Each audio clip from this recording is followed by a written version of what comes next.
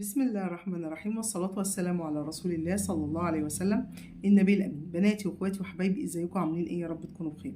النهارده ان شاء الله قصة جميلة وفيها حكمة وفيها عظة وفيها كمان النهارده في كنز انا بجيبه لكم في اخر القصة.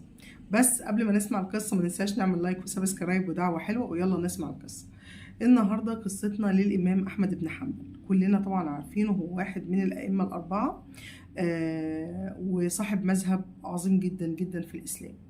الإمام أحمد بن حنبل كان من الطلبة المجتهدين جدا، وكان بيسعى وبيدور على العلم في أي مكان يسمع إن في عالم كبير هياخد منه العلم ويتزود بالعلم دوت. فالمهم كان بيسافروا طبعا من بلد لبلد عشان خاطر بيدوروا على العلم، وعشان خاطر يعني ايه يزود العلم بتاعه في الدين. فسافر بلد ما.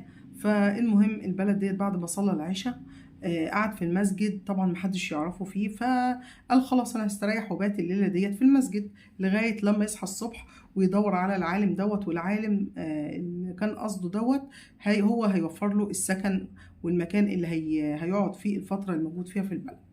فطبعا في مثل من الامثال بيقول لك اللي ما يعرفك يجهلك. جه الخادم بتاع المسجد بالليل وهو بيتفقد المسجد، بص لقى ايه؟ لقى واحد نايم. فطبعا قال له صحاه كده وقال له انت ايه اللي منيمك في المسجد؟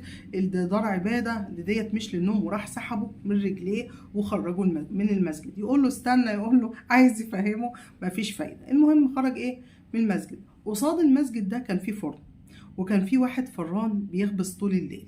فطبعا الفران وهو واقف بيخبز وبيبص على الشارع، بص لقى الخادم المسجد بيجر الامام احمد بن حنبل من رجليه، وهو طبعا ما كانش يعرفه برضك.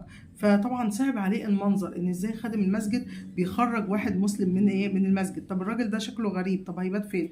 المهم الراجل ساب الحاجه اللي في ايده اللي هو الخباز او الفران، وراح ساب الحاجه اللي في ايده وطلع يجري على الامام احمد بن حنبل وقال له انت غريب؟ قال له ايوه. قال له طيب تعالى بات عندي في الفرن لغايه الفجر ما يأذن، وبعد كده شوف انت عايز من البلد ديت. تمام. المهم اخذ الامام احمد بن حنبل عنده الفرن، وطبعا جهز له مكان كده على جنب وعشان الامام احمد بن حنبل ينام فيه. طبعا بعد الموقف دوت الامام احمد بن حنبل ما جالوش نوم، وطبعا قعد يعني زي اللي اتفزع زي اللي اتخض، زي اللي ما كانش متوقع ان الموضوع دوت يحصل. فالمهم بيبص على الفران وهو بيخبز، لقاه عمال شفايفه تتمتم بيقول حاجة. فطبعا اتعجب جدا الامر الفران دوت. فطبعا ذكاء العلماء بقى، فبيسأله بيقول له انت بتقول ايه؟ انا لاحظت ان انا من ساعة ما جيت وقعدت على الفرشة اللي انت جهزتها لي ديت، وان انت لسانك وبقك مبطلش تمتمة او همهمة بحاجة. انت بتقول ايه؟ قال له انا بستغفر ربي، بقول استغفرك ربي واتوب اليك، استغفرك ربي واتوب اليك طول الليل وانا بخبز بستغفر ربنا، استغفرك ربي واتوب اليك. فقال له اوجدت لها ثمره؟ يعني انت الاستغفار دوت باستمرار باستمرار باستمرار الثمره بتاعته لقيتها شفتها؟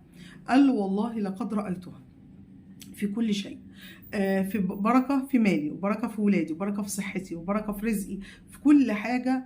البركة ديت مش موجودة حواليا، وخير ربنا عليا كبير، والحمد لله والشكر لله. إلا طلب واحد طلبته من ربنا، ولغاية دلوقتي ما حصليش يعني ربنا لسه ما أجدش بيه عليا.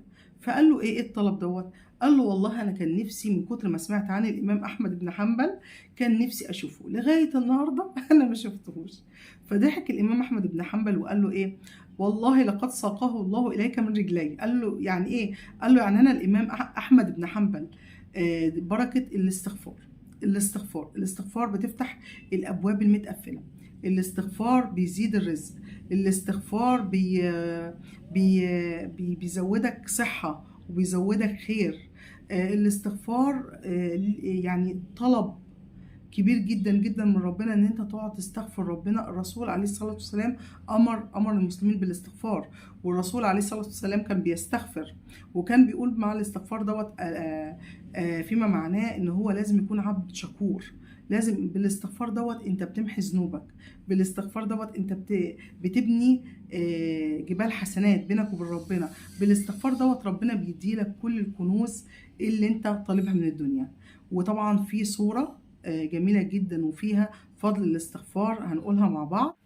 بسم الله الرحمن الرحيم. في سورة نوح: فقلت استغفروا ربكم إنه كان غفارا يرسل السماء عليكم مدرارا ويمددكم بأموال وبنين ويجعل لكم جنات ويجعل لكم أنهارا. صدق الله العظيم. الاستغفار بيجعل العقيم تنجب، بيجعل الفقير يبقى عنده جنات وأنهار، بيجعل المريض جسمه سليم ويملك من الصحة. الاستغفار كنز من كنوز الرحمن. هنقول ايه؟ استغفرك ربي واتوب اليك، استغفرك ربي واتوب اليك.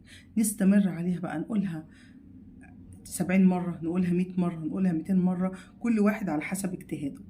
النهاردة كلمتين من القلب. ما تنسوش تستغفروا ربنا كتير جدا وتذكروني بالدعاء. ادعوا لنفسكم وادعوا لي، وما ننساش نعمل لايك وسبسكرايب ودعوة حلوة. واستودعكم الله الذي لا تضيع ودائعه، ومع السلامة.